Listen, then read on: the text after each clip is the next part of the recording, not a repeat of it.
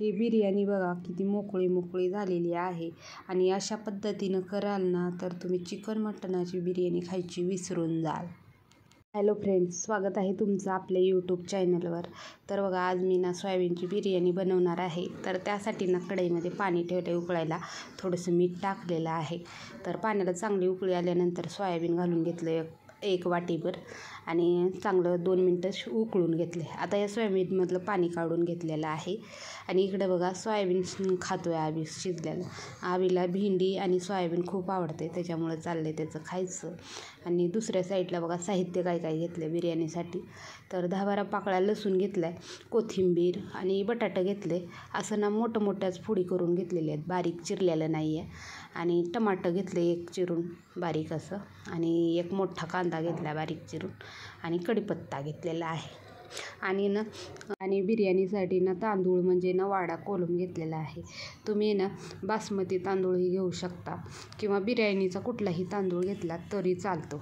तर बघा आता याला ठेवते साईडला. आणि आता काय करायचं, हे जे उकडलेलं सोयाबीन आहे ना ह्याला ना मसाले लावून ठेवायचे आहेत. ह्याच्यामध्ये 1 चमचा ना धने पावडर घालून घेतलं आणि 1 चमचा ना गरम मसाला घालून घेतलेला आहे. त्यानंतर अर्धा चमचा हळदी पावडर घातलेलं आहे आणि अर्धा चमचा ना लाल तिखट घातलेलं आहे.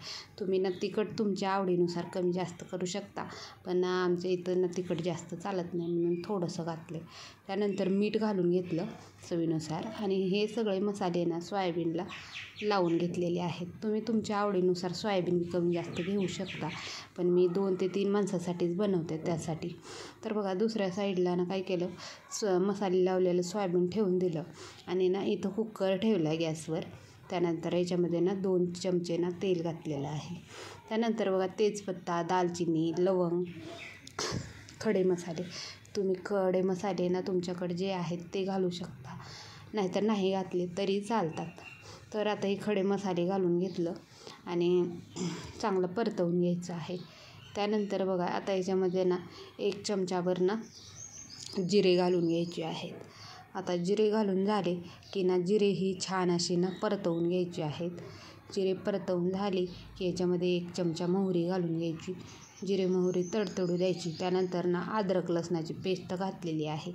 आता बघा अद्रक लसूण घातल्यानंतर छान असं ना कच्चा वास जाईपर्यंत ना अद्रक लसूण परतवून घ्यायचं आहे. तर आता अद्रक लसूण छान असं ना लालसर झालेलं आहे, बघू शकता. त्यानंतर आता याच्यामध्ये ना मी कढीपत्ता घातलेला आहे. कढीपत्ता ही छान तळला की त्याच्यामध्ये ना बारीक चिरलेला कांदा घालायचा आहे. कांदा ना तुम्ही लांबका चिरून घेऊ शकता. तर बघा आता कांदा घालून झाल्यानंतर छान असं ना लालसर कलर येईपर्यंत आपल्याला ना कांदा चांगला परतवून घ्यायचा आहे. कांदा जेवढा परतला जातो ना चांगला, तेवढं बिर्याणीला ना छान टेस्ट येते. त्यामुळं ना कांद्याला चांगलं गोल्डन ब्राऊन कलर येईपर्यंत चांगला परतवून घ्यायचा आहे. आता कांदा चांगला परतल्यानंतर त्याच्यामध्ये बारीक चिरलेलं टमाटर घालून घेतलं. टमाटर घातल्यानंतर छान मऊ होईपर्यंत ना टमाटर चांगलं परतवून झाल्यानंतर बघा याच्यामध्ये ना 1 ते 1.5 चमचा ना मी हळदी पावडर घालून घेतलं आणि चांगलं परतवून घेतलं तेलामध्ये हळदी पावडर. त्यानंतर बघा बटाटा घालून घ्यायचा आहे. तर बटाटा घालून झाल्यानंतर चांगलं असं ना 1-2 मिनटं ना बटाटा चांगलं तेलामध्ये परतवून घ्यायचा आहे. त्यानंतर 1 चमचा ना बिर्याणी मसाला घातलेला आहे. तुम्ही कुठलाही बिर्याणी मसाला घालू शकता. त्यानंतर 1 चमचाभर होईल इतका किचन किंग मसाला घातला आहे आणि त्यानंतर बघा 1 चमचाभर काळं तिखट टाकून घेतलेलं आहे. तुम्ही कांदा लसूण मसालाही वापरू शकता. आता हे सगळे मसाले घालून झाल्यानंतर चांगलं असं ना मिक्स करून घ्यायचं. त्यानंतर हे जे सोयाबीन ठेवलेलं होतं मसाले लावून ते घालून घ्यायचं आणि तेही छान असं ना तेलामध्ये परतवून घ्यायचं.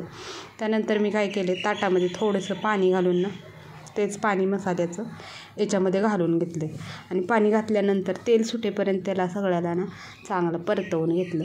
थोडंसं मीठ टाकून घेतलं जेणेकरून लवकर मऊ हो बटाटा हे, त्याच्यामुळं मीठ घालून घेतल्यानंतर साईडला बघा लगेचच सोबत तांदूळ धुवून घेतलेले आहेत. तर बघू शकता आता ह्याला छान असं ना तेल सुटलेलं आहे.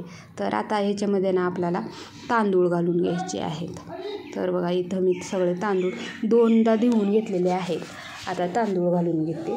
आता तांदूळ घालून झाल्यानंतर बघा चांगलं असं ना मसाल्यामध्ये तांदूळ ना परतवून घ्यायचे आहेत. आता बघू शकता छान असे ना तांदूळ मिक्स झालेले आहेत. तर आता काय करायचं, आपल्याला तांदूळ जेवढं शिजायला पाणी लागणार आहे तेवढं ना पाणी घालून घ्यायचं आहे. त्या अगोदर ना मी बारीक चिरलेली थोडीशी कोथिंबीर टाकून घेतलेली, म्हणजे ना तेलामध्ये छान परतली ना कोथिंबीरीची टेस्ट खूप छान येते. तुमच्याकडे जर पुदिन्याची पानं असतील तेही टाकले तरी चालेल, पण ना माझ्याकडे आता पुदिन्याची पानं नाहीत त्याच्यामुळं नाही घातलेली. त्यानंतर बघा चवीनुसार मीठ घालून घेतलं. मीठ घालून झाल्यानंतर चांगलं मिक्स करून घेतलं मीठ, आणि याच्यामध्ये ना तांदूळ जेवढं शिजायला लागतं आहे तेवढं ना पाणी घालून घेतलेलं आहे. आणि आता ह्याला ना कुकर लावून ना 1, 2 ते 3 शिट्ट्या वाजवून घ्यायच्या आहेत. आणि बघा आता इथं ना 1-2 शिट्ट्या झालेल्या आहेत आणि तुम्ही बघू शकता आपलं ना सोयाबीन बिर्याणी ना किती छान झालेलं आहे. बघू शकता कलर पण किती छान आलेला आहे. एकदम टेस्टी आणि एकदम भारी असा साध्या सिंपल पद्धतीनं सोयाबीन बिर्याणी आपली तयार झालेली आहे.